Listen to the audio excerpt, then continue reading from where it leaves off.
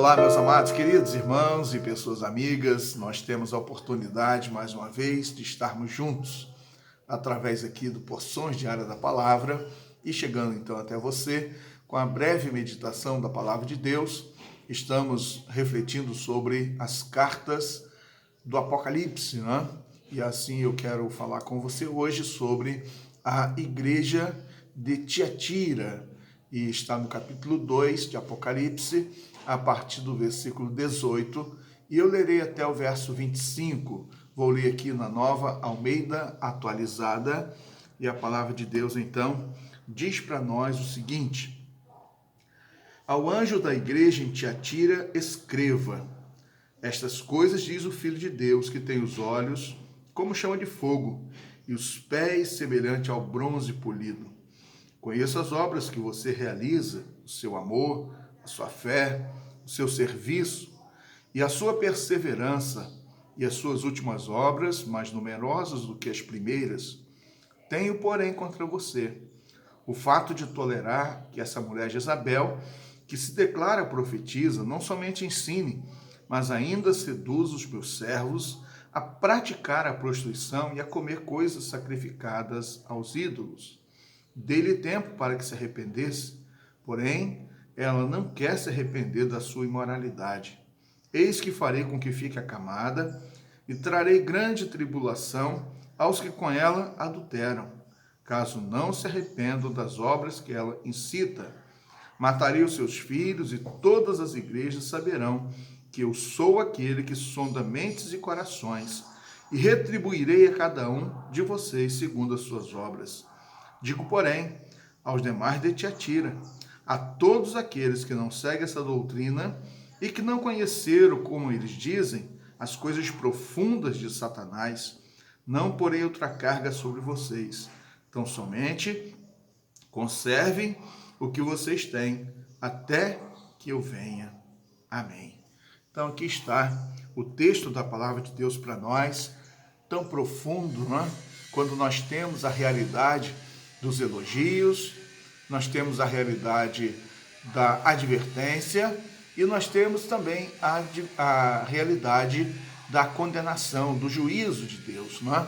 Então as cartas elas mantêm uma estrutura, não é? Todas as cartas elas mantêm essa estrutura e nós então encontramos aqui primeiramente o Senhor Jesus fazendo destaque ao lado positivo, né? Aquilo que estava acontecendo naquela igreja e a vinculação da igreja com a cidade de Tiatira.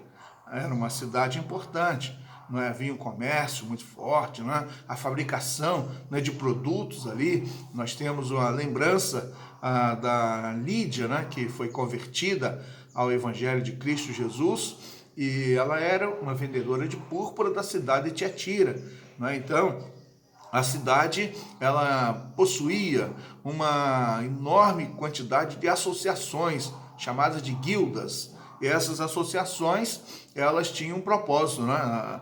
Estarem ali desenvolvendo as suas atividades, não eram repelidas pelo império, né? Então eram tolerados, porque na verdade elas também confeccionavam materiais para as tropas do império que estavam sediados ali em Pérgamo, né? Então havia ali uma tolerância para essas associações, não havia uma repressão contra elas, e também essas associações elas se reuniam e em meio àquilo que elas desenvolviam, elas também tinham uma realidade de sacrificarem, né, sacrificarem as carnes para o Deus, não é? Havia ali uma adoração a uma estátua de Apolo, não é? Então eles cultuavam ao Deus Apolo e celebravam, né, ali, ofereciam primeiramente as carnes para serem sacrificadas aos ídolos, e o término dessa reunião, na verdade, era de imoralidade, não é? Era imoralidade sexual, então umas práticas de libertinagem, devassidão, e aí você pode imaginar que a igreja ela não poderia compactuar com aquelas reuniões ou com as associações. Como se inserir no mercado de trabalho, né? Como inserir como cristão em um trabalho como esse, em uma associação como essa, que estava diretamente ligada ao sacrifício daquilo que seria comido nas reuniões, que eram então oferecidos aos deuses, e também o término da reunião numa grande devassidão. Isso é o que estava acontecendo, e aí nós encontramos a palavra de Deus mostrando para nós a respeito da igreja. O Senhor Jesus, ele então revela os pontos positivos e elogia aquela igreja. O elogio nós então encontramos de forma bem expressiva, não é? Conheço as obras que você realiza, o seu amor, a sua fé, o seu serviço, a sua perseverança e as últimas obras mais numerosas do que as primeiras. Veja que era uma igreja que tinha um grande destaque, não é? De ação, de atuação, né? Amor, fé, perseverança, e estava crescendo, não é? Porque está falando que as últimas obras eram mais numerosas, ou seja, era uma igreja que estava crescendo no conhecimento de Deus e também no serviço ao Senhor. E aí vem a questão da advertência: tenho, porém, contra ti. Não é? Então, agora vem uma parte da acusação, não é, de Deus contra aquela igreja, e fala que eles toleravam a Jezabel, né, faz aqui a referência a Jezabel, né, e aquilo que ela induzia, né, porque ela estava à semelhança de Jezabel do Antigo Testamento, a esposa de Acabe,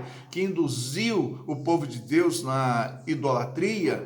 Aqui está uma mulher que, da mesma forma, podemos fazer por inferência ou por compreensão de estudiosos, que ela era esposa do pastor, e ela então induzia as pessoas a estarem cometendo torpeza, pecados, e ela então consentia que os cristãos participassem, se envolvessem nas associações, e da mesma forma consentia que eles participassem das práticas da imoralidade, dos pecados sexuais. Então, era uma mulher que estava dando uma autorização para que houvesse essa participação. Você pode imaginar a influência dessa mulher. Ela era da ordem dos nicolaítas, não é? Então a perversão e tudo quanto na verdade envolvia uma vida de devassidão e de sacrifício, ou de comer tranquilamente aquilo que era sacrificado aos ídolos, era a permissão dessa mulher. E aí o Senhor diz que ela cometia as imoralidades, induzia as pessoas a cometerem também, e ela estava então como agente de Satanás no meio daquela igreja. E você pode então considerar que o Senhor, ele fala de tudo isso e fala dessa realidade, diz que ela não quer se arrepender, né? Essa mulher não quer mudar de atitude, não quer mudar o seu procedimento. E a partir daí então, a palavra de Deus diz que todos eles, não é, tanto aquela mulher como os seus seguidores, seriam castigados, não é? E o Senhor então estabelece que ela ficaria de cama e todos eles estariam sofrendo, e o Senhor diz: mataria os seus filhos, não é? Então havia ali uma declaração de Deus de condenação sobre todo aquele tipo de envolvimento. E o Senhor destaca no meio da igreja um grupo de pessoas que eram fiéis, pessoas que não seguiram após os conselhos daquela mulher, Jezabel. Jesus, através da revelação, né, apresentada aqui por João para nós, fala que essas pessoas, né, eles não chegaram ao conhecimento como aqueles, né, seguidores de Jezabel diziam, que eram conhecimentos profundos de Satanás, né, mistério de Satanás, porque isso era uma indução, né, era um pensamento, gnose, né, o segmento lá do gnosticismo, o conhecimento, a busca do conhecimento, a libertação, na verdade, né, cada vez mais da alma em relação ao corpo, e não havia qualquer prejuízo em relação a praticar qualquer coisa, porque estavam livres disso, não é? Havia alcançado o grande conhecimento, e o Senhor está dizendo que eles não chegaram a esse tipo de situação, e assim então estavam imunes, limpos diante de Deus, e o Senhor então os valoriza. A palavra de Deus, ela termina, né, falando que ao vencedor estaria recebendo benefícios, né, extraordinários, e tem aqui a referência à estrela da manhã, né?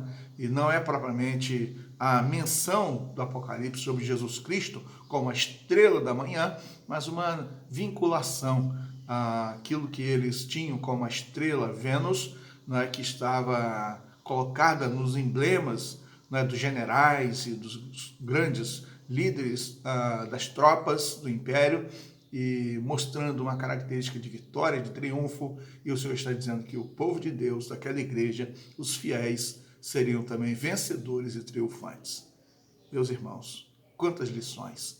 Que o Senhor nos ajude e que o Senhor nos conduza a uma vida, de fato, em que nós estejamos fugindo daquilo que é o caminho fácil oferecido pelo maligno Satanás para nós, e estejamos indo naquilo que é a vontade de Deus, soberana para nós como igreja. Que o Senhor nos ajude. Quero convidar você, vamos orar? Querido Deus, Senhor amado, agradecemos pelo dia de hoje que o Senhor nos dá e pela Tua palavra bendita ao nosso coração. Deus, que o Senhor nos ajude, Deus, a vivermos como a Tua igreja neste tempo, Deus, em que da mesma forma, a semelhança do passado lá, Deus, do primeiro século, existem aqueles que querem perverter, Deus, os caminhos da Tua igreja, afastar, Deus, os Teus servos de andar, Deus, de forma fiel ao Senhor, mas estarem se submetendo, Deus, a coisas e práticas erradas, equivocadas e reprovadas por Ti. Nos ajude, Deus, a estarmos fazendo o que é certo, ensinando, Deus, o que é certo e caminhando, Deus, de acordo com aquilo que é certo pela Tua palavra. Abençoa o Teu povo, a Tua igreja. Oramos em nome de Jesus. Amém. Um grande abraço para você, que você tenha um dia de paz.